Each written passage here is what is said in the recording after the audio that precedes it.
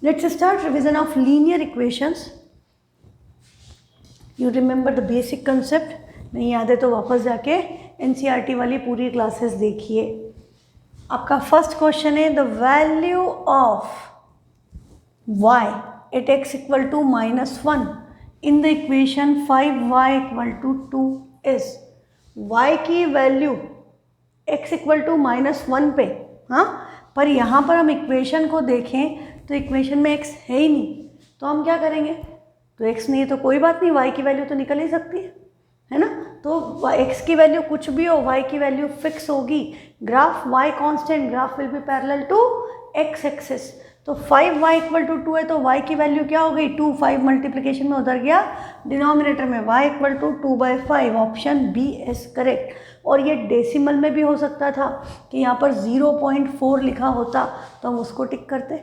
Simple concept. ये confuse मत होना, इस तरह से ये घुमाने के लिए दिया है आपको कि आप घूम जाओ कि y equal to 5y equal to 2, x तो है ही नहीं, तो सब्सटीट्यूशन कहाँ करना है? हाँ, तो सब्सटीट्यूट करना ही नहीं है. This will be line parallel to x axis. Next question है equation of a line which is 5 units distance above x axis. वो लाइन जो 5 यूनिट का डिस्टेंस है जिसका x एक्सिस के ऊपर, तो x एक्सिस के ऊपर है मतलब y की वैल्यू कांस्टेंट है, तो y की वैल्यू क्या होगी? +5, क्योंकि above x axis y is positive, below x axis y is negative, है ना. तो ये बात आप ध्यान रखें. तो y इक्वल टू 5 ऑप्शन नहीं है तो 5 इधर ले आए तो y -5 equal to 0. This will be the equation. Next question है question number 3. x equal to 3 and y equal to -2 is a solution of the equation 4px minus 3y equal to 12. Then the value of p की value निकालना है. इस concept पे 100% question आएगा. हाँ, k की value, p की value, कोई भी वेरिएबल डाल दिया और x y की वैल्यू आपको दे दी तो आपको x y की वैल्यू सब्स्टिट्यूट करके चेक करना है उसको, मतलब इक्वेशन करेक्ट होगी, वो इक्वेशन को सेटिस्फाई करेंगे कोऑर्डिनेट्स. तो जस्ट सब्स्टिट्यूट एंड सॉल्व कर दो. x की वैल्यू क्या दी है? 3, तो x कहाँ है? यहाँ 3 रखेंगे तो 4p इंटू 3 मल्टीप्लिकेशन. एक्चुअली आप इसको डायरेक्टली 4 3 12p लिख सकते हैं. -3y, y क्या है? -2, 3 into -2 minus minus plus 3 2 6 and this was equal to 12. तो ये +6 पहले इक्वल टू के उधर ट्रांसपोज होगा तो 12p equal to 12 - 6 will be 6. तो p की वैल्यू 6 डिवाइडेड बाय 12 मतलब 1/2 मतलब 0.5. यहाँ ऑप्शन 1/2 है तो हम उसको सिलेक्ट कर लेंगे. p की वैल्यू हाफ होगी तो x की value 3 and y equal to -2 will be the solution of this equation. Solution है या नहीं, यदि हमको ये चेक करना हो तो हम क्या करते? p की जगह रखेंगे हाफ, तो यहाँ पे हाफ आएगा, ये कैंसिल हो गया. इक्वेशन क्या बनी? 2x - 3y equal to 12. x की वैल्यू 3, 3 2 6, y की value -2, -3 into -2 is again 6. 6 + 6 12, left hand side right hand side equal. Equation satisfy हो रही है. ये चेक करने के लिए है, ये मैंने आपको सिखा दिया, बाकी आपको सिर्फ p की वैल्यू निकालनी थी. नेक्स्ट क्वेश्चन क्या कह रहा है? Which of the following is the equation of a line parallel to y axis. Parallel to y axis, y axis पे क्या फिक्स होता है? x. कोऑर्डिनेट ज्योमेट्री का रिवीजन हम कर चुके हैं. y एक्सिस पे x की वैल्यू फिक्स होती है, x 0 होता है. तो कोई भी लाइन y एक्सिस के पैरेलल हो तो उस पर क्या कांस्टेंट होगा? x. सिमिलरली यदि x एक्सिस के पैरेलल है तो x एक्सिस पे y 0 होता है तो y कांस्टेंट होगा. तो यहाँ पर हमको क्या देखना पड़ेगा कि y एक्सिस के पैरेलल मतलब x की वैल्यू फिक्स होनी चाहिए. तो y इक्वल टू 0 तो इक्वेशन ऑफ x एक्सिस है. x + y equal to z नहीं हो सकता, y इक्वल टू x दोनों हो ही नहीं सकते. x की value fix, a is a constant, तो x equal to a. This will be the equation of line parallel to y axis. Next is question number 5. Any point on the line y equal to 3x is of the form. कोई भी point इस line पर जो होगा वो किस form का होगा? y इक्वल टू 3x, तो y की वैल्यू 3x, मतलब यदि हमने x की वैल्यू रख दी a, तो y की वैल्यू क्या हो जाएगी 3 times a, that is 3a। यहाँ सारे ऑप्शन में a है, तो आपको यही करना है, x की जगह a सब्स्टिट्यूट कर दो, तो you got the option first, that is a, 3a। x a रखने पे y की वैल्यू 3 हो जाती है, 3a, not only 3, a and 3a, this will be the answer. Next है question number 6, which is based on graph.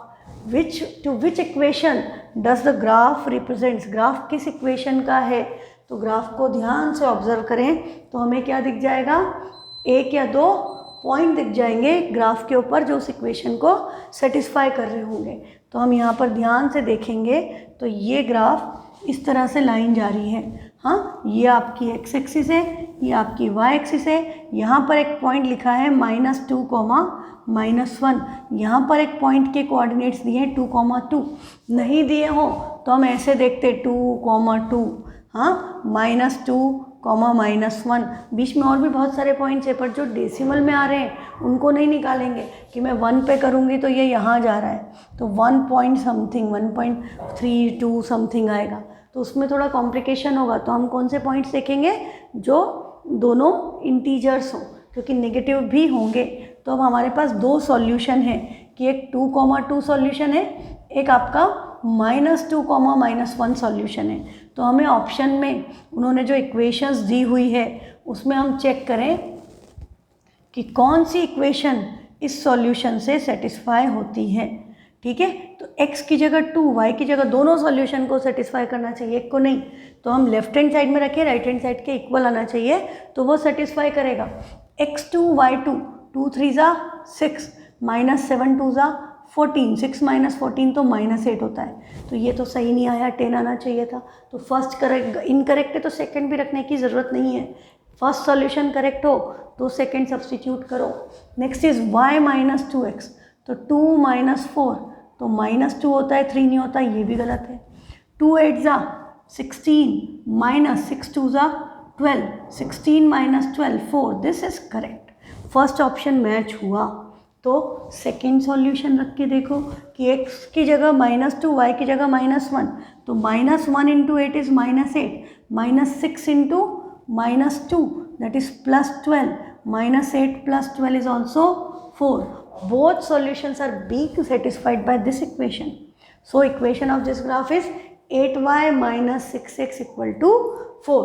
अच्छा, एक और सॉल्यूशन है 5x, x की जगह 2 रखेंगे तो 5 2 10, प्लस 35/2 × 2, 2 2 कैंसिल, 35, 10 + 35 होता है 45, क्योंकि कई बार बेटा ऐसा हो सकता है, प्रोबेबिलिटी ज़ीरो नहीं है, प्रोबेबिलिटी डिपेंड करता है, आपके स्कूल में किसी क्वेश्चन के 2 आंसर भी करेक्ट हो सकते हैं, तो एक बार हमको सारे ही देख लेना चाहिए। तो 10 + 35 45 है, तो ये ऑप्शन इनकरेक्ट है, तो दूसरा चेक नहीं करना है। तो आंसर 8y - 6x = 4। और आपने जब इस इक्वेशन को देखा तो आपको क्या नज़र आया, ये स्टैंडर्ड फॉर्म में नहीं है। तो यदि हमको ये क्वेश्चन दे करके बोलते कि इसको स्टैंडर्ड फॉर्म में एक्सप्रेस करो और ABC की वैल्यू बताओ, तो हम इन दोनों को उधर ले जाते। तो 6x - 8y + 4 = 0। सबसे पहले वी प्रेफर कि A पॉजिटिव रहे। अभी numbers are, all numbers are even, so they should be divided by 2। तो क्या बन जाएगा, 2 3 2 4 + 2 2। तो ये आपका standard form of linear equation हो गया। A क्या हो गया +3, B क्या हो गया, y का coordinate coefficient -4, constant term is 2, A3 B -4 and C 2, ये आंसर आता। ठीक है, तो सारी चीज़ें, सारे कंसेप्ट क्लियर होने चाहिए। नेक्स्ट है question number 7, any point of the form a, -a always lie on the graph of the equation, किसके ग्राफ पे लाई करेगा, दोनों की वैल्यू क्या दिख रही है, सेम a, पर साइन उल्टे हैं, x, -y, ये क्या हो गया, x, -y, ये सॉल्यूशन है। तो यदि हम x + y कर देते, मतलब x, -x, x तो x है और y आपका -x है, तो x + y करेंगे तो x - x, आंसर क्या आएगा, 0। इक्वेशन बनाना आती है ना हमको, कि हमको कोई पॉइंट दे दिया 2, 3 से पास होने वाली इक्वेशन, तो हम क्या करते थे 2 + 3 5, तो x is 2, y is 3, तो x + y = 5, x - y = -1 आता है ना हमको। 3x - 2y कर दें तो आंसर क्या आ जाएगा 0। तो इस तरह से इक्वेशन बनाना आती है हमको, पॉइंट दे दिए तो a - a 0, तो इक्वेशन क्या बनेगी x + y = 0। This will be the correct choice. Next है question number 8। The graph of the equation 2x + 3y = 6 cuts the x axis at the point. हाँ, खूब किया अपन ने ऐसे क्वेश्चन। x-एक्सिस को कहाँ पे कट करेगा, तो क्या याद होना चाहिए, कोऑर्डिनेट ज्योमेट्री का कंसेप्ट। x-एक्सिस मतलब y = 0, एट x-एक्सिस y की वैल्यू 0, तो 2x + 3y में y की जगह 0 रखेंगे तो ये टर्म पूरी क्रॉस हो गई। 2x = 6 बचा, 2 को 6 से कैंसिल, 6 को 2 से कैंसिल कर दे, x की वैल्यू क्या आ गई 3 और y की वैल्यू 0, तो पॉइंट क्या होगा x, y के फॉर्म में होगा, तो 3, 0, 0, 3 भी दिया है उन्होंने ताकि आप उल्टा पुल्टा कर लो तो गलत हो जाए। आंसर क्या आएगा 3, 0। ये आपका इक्वेशन हो ये पॉइंट होगा जहाँ पर x एक्सिस को लाइन कट करेगी। नेक्स्ट है क्वेश्चन नंबर 9। ये क्या कह रहा है, graph of linear equation ax + by + c = 0, a cuts x axis and y axis respectively at the point a and b are not equal to 0। a और b 0 नहीं है तो वो कहाँ पर कट करेगा, मतलब यहाँ पर एक्चुअली नॉट इक्वल टू 0 होगा a और ये होगा b not equal to 0। a not equal to 0, b not equal to 0, ये आपके कंडीशन है। If you remember, for any equation to be linear equation in 2 variables, उसमें x और y होना ज़रूरी है। कांस्टेंट टर्म नहीं होगा तो चलेगा, x और y तो होना चाहिए ना, तो a b 0 नहीं होना चाहिए और b भी, मतलब x का कोफिशिएंट और y का coefficient should be non zero numbers. यदि x का कोफिशिएंट 0 हो गया तो लीनियर इक्वेशन y की टर्म में 1 वेरिएबल में हो गई। यदि b 0 हो गया मतलब y का कोफिशिएंट 0, तो इक्वेशन x की टर्म में 1 वेरिएबल में लीनियर इक्वेशन हो गई। If you want a linear equation in 2 variable, it should must have non zero coefficients of x and y, और जनरल फॉर्म में हम उसको a और b लिखते हैं तो हम उसको क्या बोलेंगे, a not equal to 0 and b not equal to 0। ठीक है, तो यहाँ पर हमको बोल रहा है कि x एक्सिस को किस पॉइंट पे कट करेगा, तो आपको क्या पता है x एक्सिस को कहाँ कट करेगा, जहाँ पर y की वैल्यू 0 है, तो y की वैल्यू 0 रखेंगे तो ax + c = 0 ये आएगा। तो x की वैल्यू निकालना है, c उधर गया -c, a मल्टीप्लिकेशन में डिवीज़न में, तो पॉइंट जहाँ पर x एक्सिस को कट करेगा क्या आया -c/a, 0। अब y एक्सिस का पॉइंट ऑफ इंटरसेक्शन निकालना है तो हम क्या करेंगे, y एक्सिस का पॉइंट ऑफ इंटरसेक्शन के लिए we will substitute x = 0। a 0 नहीं है पर x ही 0 है, तो ये 0 हो गया, तो by + c = 0, तो y = -c/b, तो पॉइंट क्या आएगा, x तो 0 है, y की वैल्यू है -c/b। आपको ऐसा लग रहा होगा ना थोड़ा कॉम्प्लिकेटेड हो गया, डेफिनेटली जब क्वेश्चन नंबर्स की टर्म में होता है इट बिकम्स ईजियर, जब क्वेश्चन वेरिएबल्स की टर्म्स में होता है थोड़ा सा कॉम्प्लिकेटेड हो जाता है, पर अब आपने कर लिया तो आपको कंसेप्ट पता चल गया, नाउ यू नो कि ऐसा है तो भी हम कर सकते हैं। ऐसे कोई टफ बात नहीं है कि यदि आपने बिना करे और सॉल्यूशन देख लिया कि अरे भगवान ये क्या दे रखा है, -c/a क्या दे रखा है ना, एक नज़र में देख के आपको ऐसा लग सकता है, बट देखो मैं बताऊँ इसमें आप एलिमिनेट ऐसे भी कर सकते थे। x एक्सिस पे y 0 होता है तो ये तो नहीं आएगा, इन 3 में से कोई भी हो सकता है, पर आपको पता है कि x की वैल्यू c आएगा, ये आएगा क्योंकि c है, तो ये ऑप्शन भी कैंसिल हो गया, ये ऑप्शन, 2 ऑप्शन कैंसिल आउट हो गए। फिर y एक्सिस पे x 0 होता है, हाँ y एक्सिस पे x 0 होता है, तो ये तो ठीक है 0 0, ये भी ठीक है उस हिसाब से, तो अब हमको इन दोनों में से एक चूज़ करना है। अब हम निकाल चुके हैं तो हमें पता ही है कि फर्स्ट इज़ करेक्ट, c/a और c/b।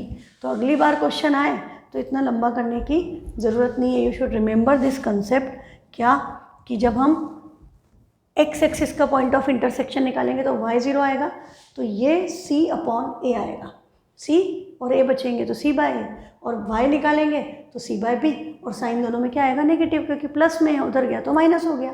तो minus c upon a comma 0 is the point of intersection of x axis, 0 comma minus c by b is the point of intersection of y axis. ठीक है, standard linear equation का। अच्छा, इसको मैं बताऊँ एक तरह से, ऐसे और बताती हूँ। ये यदि हमने 2x plus 3y plus 5 equal to 0 लिख दिया, अब बताओ एक्स एक्सिस को कहाँ इंटरसेक्ट करेगा? एक्स एक्सिस को इंटरसेक्ट करेगा माइनस सी मतलब -5/2 कॉमा 0 पर। वाई एक्सिस को कहाँ इंटरसेक्ट करेगा? 0 comma -5/3। I have just substituted the values, C by A, C upon A, C upon B, sign negative. अच्छा, यदि ऐसे ना आता तो हम क्या करते? हम सिंपली इसको लीनियर इक्वेशन इन 2 वेरिएबल के 1 वेरिएबल की तरह सॉल्व करते। यदि एक्स एक्सिस का निकालना है, इसको 0 कर लिया तो इक्वेशन क्या बन गई? 2x + 5 = 0। तो x इक्वल टू क्या आएगा? +5 उधर गया -5, 2 मल्टीप्लिकेशन से डिवीजन में, यही आया ना पॉइंट। y वाला करते तो ये 0 इसकी वैल्यू होती, तो 3y + 5 = 0।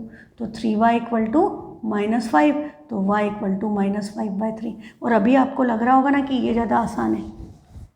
जब नंबर दे देते हैं तो क्वेश्चन बहुत आसान हो जाता है, क्योंकि हमको आदत है, we are comfortable in dealing with numbers.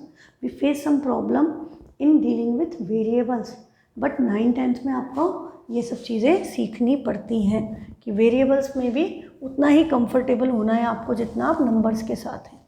Next question क्या कह रहा है? Which of the following ordered pairs is a solution of the equation x - 2y - 6। Equal to में कुछ नहीं लिखा है, मतलब इक्वल टू 0 है। इसमें से कौन सा इसका सॉल्यूशन है? तो अपने को क्या करना चाहिए? इस -6 को इक्वल टू के उधर भेज देना चाहिए। तो x - 2y की वैल्यू +6। अब हम क्या करें? x और y की वैल्यू सब्स्टिट्यूट कर करके देखें कि किस केस में आंसर मैच हो रहा है। तो पहला ऑप्शन है 2,4। x की जगह 2 रखूँगी, y की जगह 4 रखूँगी, तो -2 × 4 इज़ -8।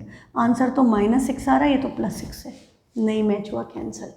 0 और 3, 0 -2 × 3 -6, ये भी क्रॉस आउट। -4 और -2, इसका आंसर भी -6, ये भी cross out. Last option x4 है और b y -1 है। -2 × -1 इज +2, 4 + 2 = 6। ओनली ऑप्शन डी, बाकी तीनों में आंसर -6 आ रहा है। आ तो 6 रहा है पर नेगेटिव साइन आ रहा है, तो साइन का ध्यान नहीं दोगे तो भी गड़बड़ हो जाएगी। ठीक, तो ये हो गया आपका question number 10। Next is question number 11। How many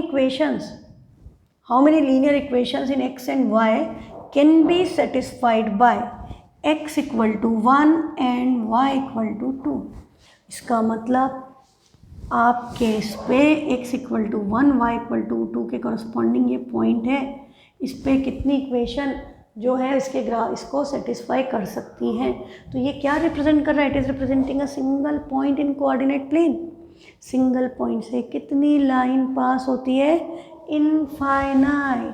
infinite line पास होगी, और हर लाइन किसको रिप्रेजेंट करती है? लीनियर इक्वेशन को। तो कितनी लीनियर इक्वेशन इस पॉइंट को सेटिस्फाई करेगी? आंसर क्या आएगा? Infinitely many. इनमें तो सोचने की ज़रूरत नहीं होनी चाहिए। एक पॉइंट से इनफाइनाइट लाइन पास होती है, हर लाइन, लीनियर इक्वेशन का ग्राफ स्ट्रेट लाइन होता है, मतलब हर लाइन एक लीनियर इक्वेशन को रिप्रेजेंट करेगी। तो infinite equations will be satisfying any coordinates given like this x and y। Next question है solution of linear equation 2x + 0y + 9 = 0। 2x + 0y + 9 = 0। 0y मतलब y नहीं है, तो x की वैल्यू क्या हो गई? +9 उधर गया, -9/2। हम यहाँ वो कंसेप्ट भी लगा सकते थे, -c/a, -c/a, 0। 0 आएगा क्या? 0 तो 0 है, y 0 नहीं है, y की वैल्यू कुछ भी हो सकती है। यहाँ पर 0y मतलब एक्चुअली y नहीं है, तो y की वैल्यू हम कुछ भी रख सकते हैं। तो -9/2,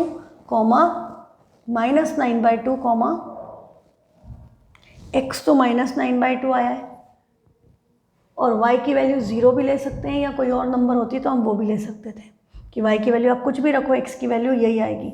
तो यहाँ पर एक्चुअली इन्होंने 9/2 के साथ m लिखा है, इधर -9/2 इंटरचेंज हो गया है, तो -9/2 तो x की जगह पर इसी में है, तो -9/2, 0 इसका सॉल्यूशन होगा। -9/2, 1 लिख देते तो वो भी सॉल्यूशन होता, क्योंकि y की वैल्यू 1 लोगे तो 0 × 1 इज़ 0, y की वैल्यू कुछ भी लो वो सेटिस्फाई होगा। मतलब यदि y की वैल्यू को हम a बोल दें, where a is any real number, या हम r बोल दें, तो आंसर -9/2, r कोई भी रियल नंबर लिखा हो सकता है ना। ये बात आपको पता होनी चाहिए। नेक्स्ट क्वेश्चन है, if 3, 2 is a solution of this equation then k equals to 3, 2 इसका सॉल्यूशन है 3x - ky = 5 का। मीन्स x की जगह 3, y की जगह 2 सब्सटीट्यूट करें तो 3 3 = 9 -2 × k = 5, 5 इधर 2 के उधर, 9 - 5 4 = प्लस का 2k, 2 2 कैंसल, k की वैल्यू क्या आ गई 2, तो k = 2 is the correct answer. Question number 14, cost of a book x exceeds twice the cost of pen by ₹10। Book की प्राइस पेन की प्राइस के डबल से 10 रुपये ज़्यादा है। बुक की प्राइस ज़्यादा है, एक्सीड्स तो minus 2 times cost price of pen by 10, यही हुआ ना कन्वर्ट, x - 2y = 10, या आप लिख सकते हो x = 2y + 10। बुक की प्राइस पेन की प्राइस के डबल से 10 रुपये ज़्यादा है, तो पेन की प्राइस के डबल में 10 ऐड किया तो बुक की प्राइस के इक्वल हो गया, इसलिए = का साइन। अभी यहाँ पर स्टैंडर्ड फॉर्म में है, तो व्हाट यू ऑब्जर्व कि ये +10 को हम = के उधर भेज दें तो ये -10 होगा एंड = 0। तो which option is matching with this, x - 2y - 10 = 0, first option is perfect. Next is question number 15, if x represents the age of father and y represents the present age of son, मतलब दोनों की present age है, x किसकी age है father की and y is the present age of son, तो then the statement for present age of father is 5 more than के लिए हम ऐड करते हैं 6 times the age of son, 6 times आ गया तो मल्टीप्लाई, तो फादर की प्रेजेंट एज x 5 मोर मतलब +5 किससे 6 times the age of the son, 6 times y, 6y + 5, ये 5 है इसलिए, हाँ, x = 6y + 5, या स्टैंडर्ड फॉर्म में लिखते तो x - 6y - 5 = 0। ऑप्शन क्या दिख रहा है, x = 6y + 5, ये ऑप्शन दिख रहा है, इसको क्लिक कर दें, है ना। यहाँ पर x - 6y = 5 भी था, पर y नहीं है यहाँ, यदि y होता तो ये ऑप्शन भी करेक्ट होता, ठीक है। तो वो हर किसी में थोड़ा थोड़ा हेर फेर कर देंगे ताकि आप गलत कर लें। नेक्स्ट क्वेश्चन है, equation of a line passing through origin, equation of line जो ओरिजिन से पास होगी, मैंने आपको पहले दिन लीनियर इक्वेशन में बताया था कि जिसमें भी c की वैल्यू 0 हो, a हो b हो, x और y हो, तभी तो लीनियर इक्वेशन इनटू वेरिएबल है, पर c की वैल्यू 0 हो, कांस्टेंट टर्म ना हो, उसका ही ग्राफ ओरिजिन से पास होता है, क्योंकि x को 0 रखने पे y 0 उसी में आएगा। यदि कांस्टेंट की c की कुछ वैल्यू है तो आपको पता है कि उसका आंसर 0 नहीं आएगा, जो भी c की वैल्यू c/a या c/b आएगा, -c/a या -c/b हो जाएगा। तो इसलिए आपको जब भी पूछें कि ओरिजिन से पास हो रहा है, फोकस ऑन c, किस इक्वेशन में c नहीं है, यहाँ पर c की वैल्यू 1 है, यहाँ पर c की वैल्यू 4 है, यहाँ पर 1 है, इसमें c नहीं है, तो x + y = 0, x = -y 0 लिया, x भी 0, हाँ x 0 लिया, y 0, तो ये सिंपल कंसेप्ट है।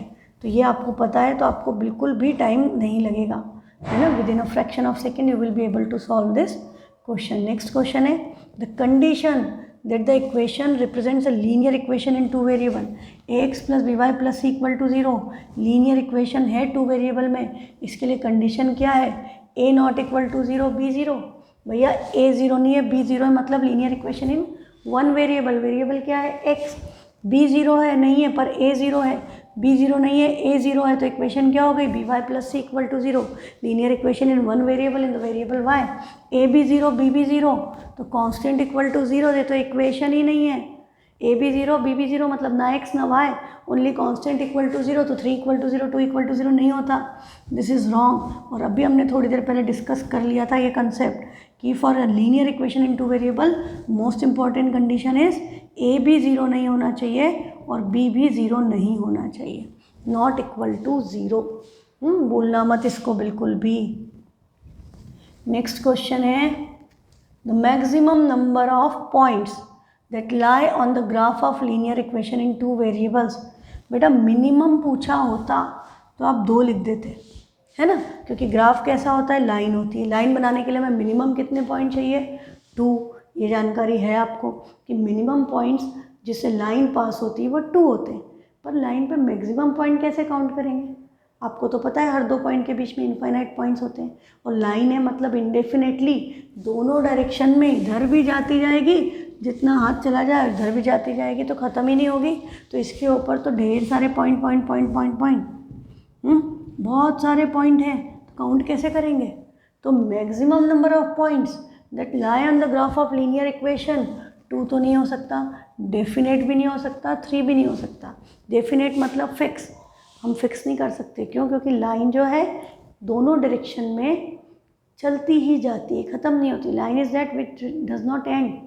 हाँ, लाइन कभी एंड थोड़ी होती है, सेगमेंट एंड होता है, तो जाती जाएगी। तो आंसर क्या आएगा, इनफाइनाइटली मेनी। ये बहुत छोटी छोटी बातें हैं, पर आप इन पे गौर करेंगे, इनको ध्यान रखेंगे, तो ये चीज़ें आपके लिए एकदम आसान हो जाएंगी। नहीं करोगे तो गड़बड़ हो जाएगी। अब नेक्स्ट क्वेश्चन है straight line passing through the points has equation. देखो ओरिजिन से पास हो रही है, 0,0 से पास हो रही है, मतलब ओरिजिन से पास हो रही है। ओरिजिन से पास हो रही है तो x और y होना चाहिए, कांस्टेंट टर्म नहीं होना चाहिए। और मज़ेदार बात क्या है, यहाँ सारे ऑप्शन इसको छोड़ के इसमें c है, बाकी इन तीनों में c नहीं है। तो हमें क्या देखना पड़ेगा कि किसको सेटिस्फाई करेगी। तो अब हम इन पे थोड़ा सा नज़र डालें, -1,1 एंड 1,-1, मतलब x और y की वैल्यू उल्टी है, same number with opposite sign. तो आपने अभी हमने किया था कि x इक्वल टू -y होता है, -y इधर आएगा तो x plus Y equal to 0। x की जगह -1 रखोगे तो y की वैल्यू +1 आ जाएगी, y की जगह -1 रखोगे तो x की वैल्यू +1 आ जाएगी। तो सॉल्यूशन हमको दिख गया तुरंत, x plus Y equal to 0। पर कभी आपको ये बात समझ ना आए क्लास में, एग्ज़ाम में, तो आप क्या करोगे, आप सब्स्टिट्यूट करोगे। y माइनस एक्स, तो y 1 माइनस -1, तो ये क्या हो जाएगा, एक्चुअली प्लस हो जाएगा। 1 + 1 क्या हो गया, 2। अब इक्वल टू कुछ नहीं है, मतलब इक्वल टू 0, तो ये आंसर गलत हो गया। सेकेंड में रख के आपको पता है -1 + 1 आंसर 0, 0 + 0 भी 0, और 1 और -1 किया तो भी 0, तीनों आंसर सेटिस्फाई हो रहे हैं। तो ये इक्वेशन है। तीसरे में भी रख के देख लेते हैं, y equal to 2x, x की जगह -1 रखूँगी तो y की वैल्यू -2 आएगी, पर आना तो +1 चाहिए थी, तो ये तो क्रॉस हो गया, तो आगे के रखने का कोई सेंस नहीं है। और ओरिजिन है तो ये बात तो याद ही रखना। मान ले भाई कि आपने याद ही नहीं रखी, तो ये 3y उधर ले जाओ, तो 7x - 3y इक्वल टू 2 होना चाहिए। x -1 है तो -7 + 3 क्या आया, -4, 2 नहीं आया, तो ये ऑप्शन भी गलत है। पर यदि आपको देखो, आपको यदि इन्फॉर्मेशन है, मतलब मैंने तो पास ऑन कर दी, पर आपने कितनी रिसीव की वो तो आपके ऊपर है ना, कि आपने कितनी बातें याद रखी। तो यदि आपको याद है कि भाई ये ओरिजिन से पास हो रहा है, मतलब x y होंगे, कांस्टेंट टर्म नहीं होगी, तो ये आंसर सीधे कैंसिल आउट हो गया। फिर if you focus on this -1 1 x और y की वैल्यू एक दूसरे की अपोजिट है, same value with opposite sign, मतलब x plus Y equal to 0, है ना। ये तो बिल्कुल याद ही रख लो, तो आपको सीधे आंसर फ्रैक्शन ऑफ सेकेंड में मिल जाएगा, टाइम नहीं लगता। नेक्स्ट क्वेश्चन है, अच्छा यही लास्ट क्वेश्चन था क्या, ओके, मुझे लगा मैंने बहुत सारे क्वेश्चन ले लिए, वो एक्चुअली फ़र्क पड़ जाता है। अभी आप इन क्वेश्चंस को करोगे तो आपको थोड़ा और टाइम लगेगा, बाकी कंसेप्ट तो यही है ना। तो थोड़ा सा प्रैक्टिस करो, आ जाए। अच्छा, अब इसमें हमारी इक्वेशन क्या आई थी, cost of book exceeds twice the cost of pen. x equal to 2y plus 10, ये इक्वेशन आई थी। तो क्या इसका ग्राफ ओरिजिन से पास होगा? नहीं होगा। क्यों? क्योंकि there is a 10, X Y के अलावा 10 है, there is a constant term, graph origin से पास नहीं होगा, है ना। ये देखते ही पता चल जाना चाहिए इसकी इक्वेशन का ग्राफ ओरिजिन से पास होगा क्या? नहीं होगा। मतलब हमने x की एज 0 रखी तो y की एज 0 होगी क्या? नहीं होगी। तो ये ओरिजिन से पास नहीं होगा। इसकी इक्वेशन क्या आई थी हमारी? फादर की एज बेटे की एज से, बेटे की एज के 6 टाइम से 5 साल ज़्यादा है, x equal to 6y plus 5, या the age x is the age of father, y of son, age of father is 5 more than 6 times the age of the son, तो x equal to 6y plus 5, ये option था correct. तो देखो इसमें यदि मैं y की जगह 0 रखूँ तो x की वैल्यू क्या आ जाएगी? 5, 0 नहीं आई, इसलिए ओरिजिन से पास नहीं होता। ठीक, I hope the concept is clear. हाँ, तो जो भी चीज़ टफ लगी हो उस क्वेश्चन को फिर से करो, उस कंसेप्ट पे बेस्ड और क्वेश्चन करो, ढूंढो क्वेश्चंस, करो क्वेश्चंस, और जहाँ डाउट है वो मुझे भेजो। ठीक है, थैंक यू।